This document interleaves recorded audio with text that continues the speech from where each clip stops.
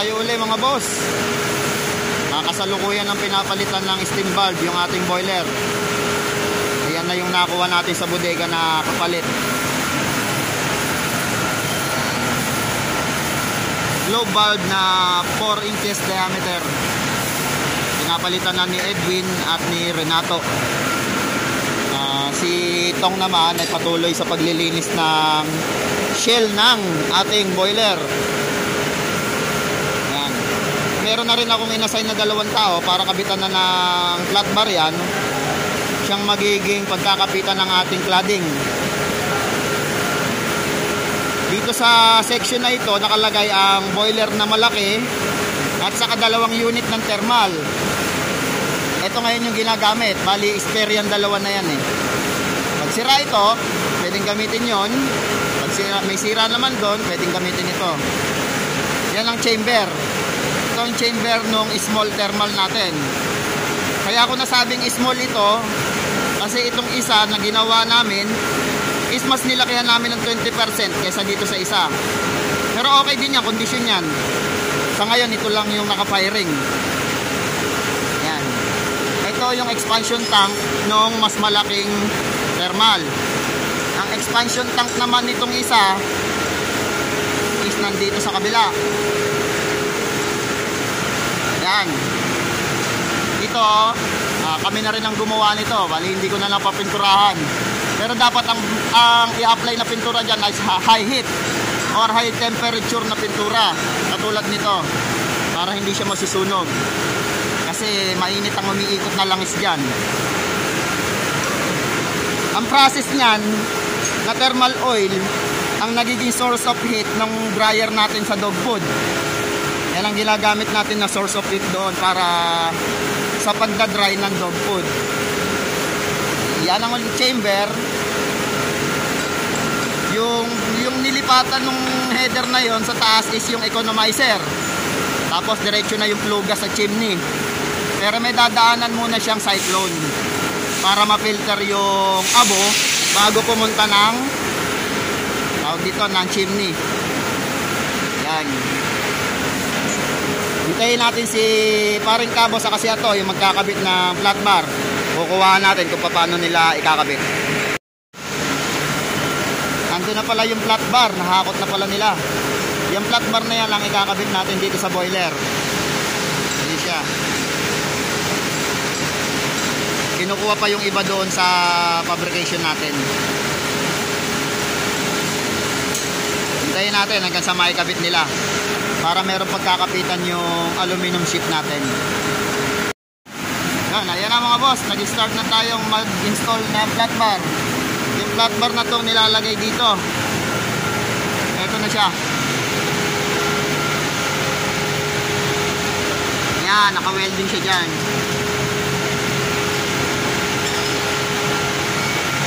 Meron siyang allowance na o gap na 3.5 inches. 3.5 inches yan. Kasi ang insulation rack wall natin is 2 inches ang thickness. 2 ang ipalalagay natin dyan. Kaya in-undersize siya, naging 3.5 para magkaroon ng compression doon sa insulation rack wall natin. Para nakadiin. Maglagay dito sa edge. Tapos simula dito sa gilid, magsusukat tayo ng 4 feet. Maglalagay uli dito ng isa pa para kumbaga pamakuan ng ating cladding. Ito ay patuturko natin to para luminis, para ma-refresh siya. Ayan ang mga gumagawa sila ito. Okay, tuloy-tuloy natin hanggang sa matapos. Dito naman tayo sa kabilang side ng boiler. Ayan lang nag-i-install si Paring Cabo. Hindi makita, balot na balot. O yung isa si Ato. Ayan, kinakabit nila yung flat bar.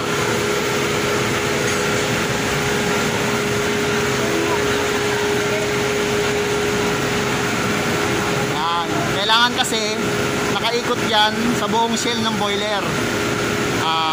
4 feet ng 4 feet ang kabit natin. Kasi ang eksaktong sukat ng ating aluminum sheet ay 4x8.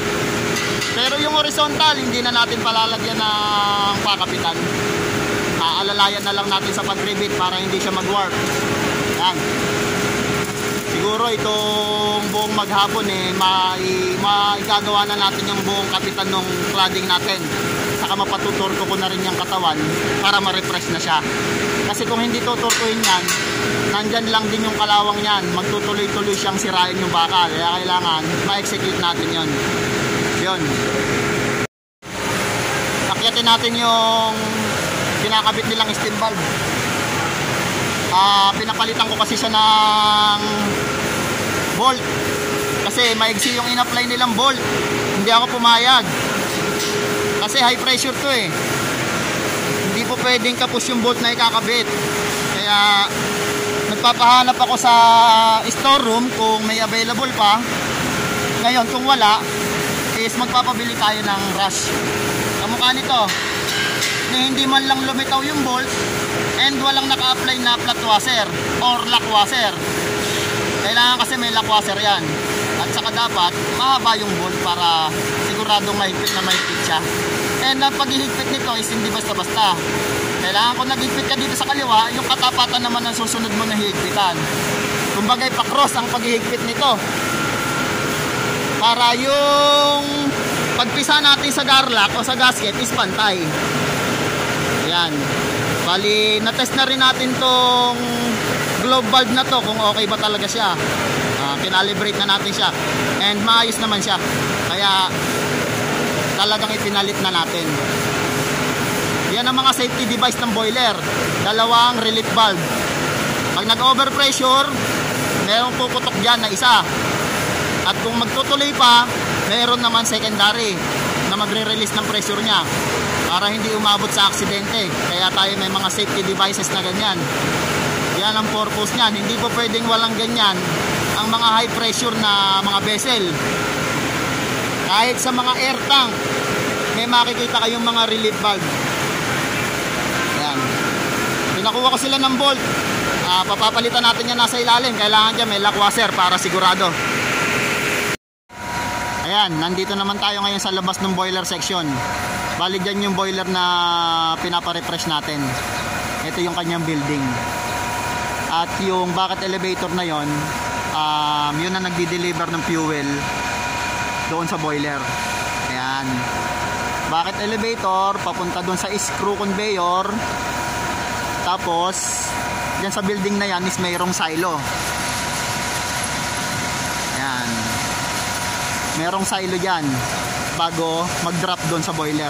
Pakita ko sa inyo yung fuel na ginagamit natin na panggatong sa boiler para makaka-create tayo ng steam na siyang nagiging process para gamitin doon sa refinery and sa feed mill.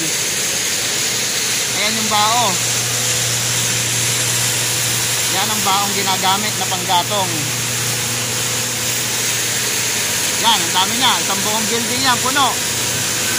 Pinapadaan siya dyan sa hammer mill. Diretso sa bucket elevator.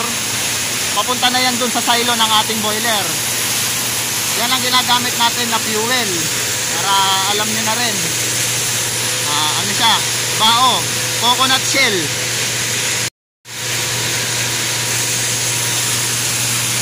Yan. Ito yung ginagamit na pangsalang sa hammer mill. Yung loader. Loader. Titirahin niya ng bucket dyan para mailagay doon sa ating screw conveyor.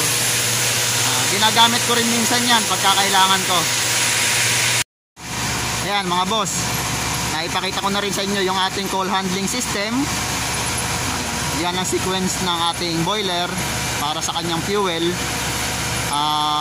Yung pinakita ko kanina sa inyo yung paggagawa nila ng flat bar at yung steam valve. Yun ang magiging activity namin ngayong buong maghapon. So tuloy-tuloyin lang namin yun hanggang sa matapos. Then susunod na video, updating uli para sa kalalabasan ng ginagawa natin. Okay. Yun ang buong gagawin natin sa buong maghapon na ito. And thank you.